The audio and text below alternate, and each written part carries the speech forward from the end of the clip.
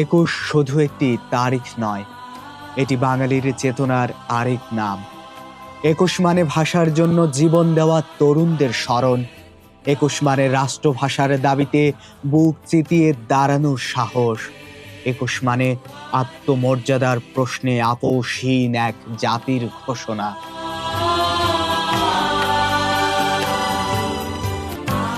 ২১শে ফেব্রুয়ারি এলেই বাংলার আকাশে বাতাসে ভেসে ওঠে শোক, গৌরব আর প্রতিজ্ঞার মিশেল।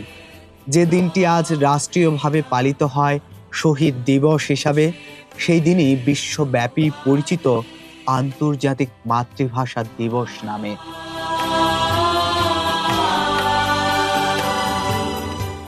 সালাম, বরকত, রফিক, জব্বার সহ নাম না জানা অসংখ্য শহীদদের বীরত্ব গাথায় একুশ জাতির কাছে চির অম্লান, যাদের আত্মত্যাগের বিনিময়ে মাতৃভাষা বাংলায় প্রাণ ভরে কথা বলে যায় প্রতিটি বাঙালি। তাই তো দিবসের প্রথম প্রহরেই জাতির শ্রেষ্ঠ সন্তানদের স্মরণে শহীদ বেদিতে শ্রদ্ধা জানান রাষ্ট্রপতি মোহাম্মদ শাহাবুদ্দিন। রাষ্ট্রপতির শ্রদ্ধা নিবেদন শেষে শহীদ মিনারে আসেন প্রধানমন্ত্রী তারেক রহমান। এ সময় তিনি শহীদ বেদিতে শ্রদ্ধা অর্পণ করেন। কিছুক্ষণ নীরবে দাঁড়িয়ে থেকে শ্রদ্ধা জানান ভাষা শহীদদের প্রতি। এরপর শহীদদের আত্মার মাগফিরাত কামনায় দোয়া করা হয়। পরে মন্ত্রী পরিষদের সদস্যদের নিয়ে শ্রদ্ধা জানান প্রধানমন্ত্রী তারেক রহমান। মন্ত্রিসভার সদস্য সহ এ সময় উপস্থিত ছিলেন তারেক রহমানের উপদেষ্টা পরিষদের সদস্যরাও।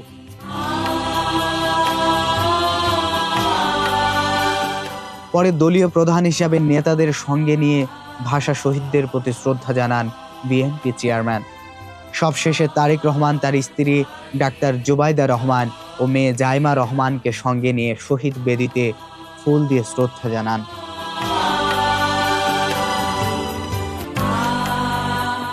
এদিকে প্রধানমন্ত্রী শ্রদ্ধা নিবেদন শেষে 52 অকুতোভয় বীর শহীদদের প্রতি শ্রদ্ধা জানান 3 বাহিনীর প্রধান।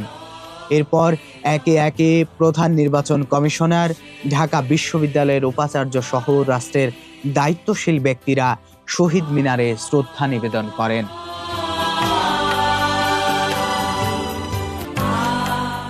অন্যদিকে প্রথমবারের মতো কেন্দ্রীয় শহীদ মিনারে ফুল দিয়ে ভাষা শহীদদের প্রতি শ্রদ্ধা জানিয়েছেন জামায়াত আমির ও সংসদে বিরোধী দলীয় নেতা ডাক্তার শফিকুর রহমান। উপস্থিত ছিলেন 11 দলীয় জোটের সংসদ সদস্যরাও। এ সময় শহীদদের আত্মার মাগফিরাত কামনা করে দোয়া করা হয়। পরে আজিমপুর শহীদদের কবরে দোয়া মোনাজাত করেন জামায়াত আমির।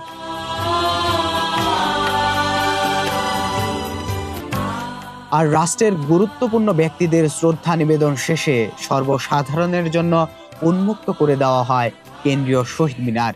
এ সময় খালি পায়ে হাতে ফুল নিয়ে ভাষা শহীদদের প্রতি শ্রদ্ধা আর ভালোবাসা জানাতে শহীদ বেদিতে ভিড় করেন সাধারণ মানুষ।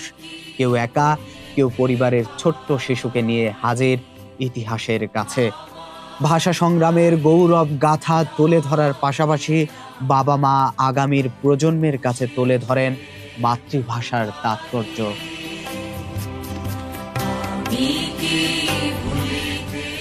বিভিন্ন রাজনৈতিক, সামাজিক ও সাংস্কৃতিক সংগঠন থেকে ব্যক্তি পর্যায়েও অনেকে শ্রদ্ধা জানান ভাষা শহীদদের।